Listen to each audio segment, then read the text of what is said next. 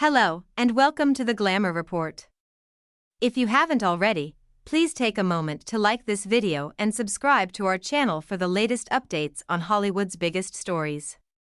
In this series, we're diving into the full text of the explosive lawsuit between Justin Baldoni and Blake Lively, Ryan Reynolds, and their team. We'll be sharing every detail, so stick around and let us know your thoughts in the comments. Plaintiffs Wayfarer Studios LLC, a Delaware limited liability company, Justin Baldoni, an individual, Jamie Heath, an individual, it ends with U.S. Movie LLC, a California limited liability company, Melissa Nathan, an individual, and Jennifer Abel, an individual. A California limited liability company, collectively, plaintiffs, bring their claims for damages against Blake Lively, an individual, Ryan Reynolds, an individual, Leslie Sloan, an individual, and Vision PR Incorporated, a New York corporation, and allege as follows. Introduction 1. The following is not a story plaintiffs ever wished to tell.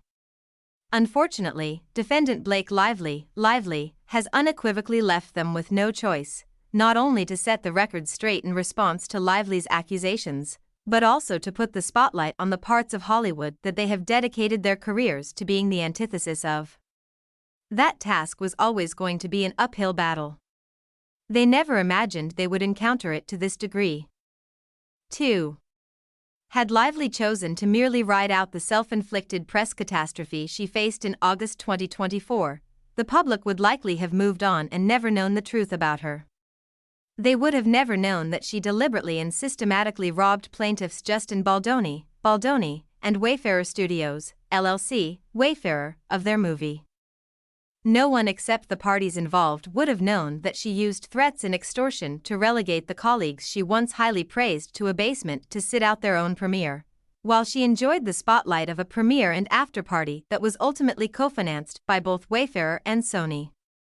She would have gotten away with these things and more, because Baldoni, focused entirely on seeing the film succeed, would have held his tongue, as he had through the year and a half that Lively tormented him, his family, and his partners. 3.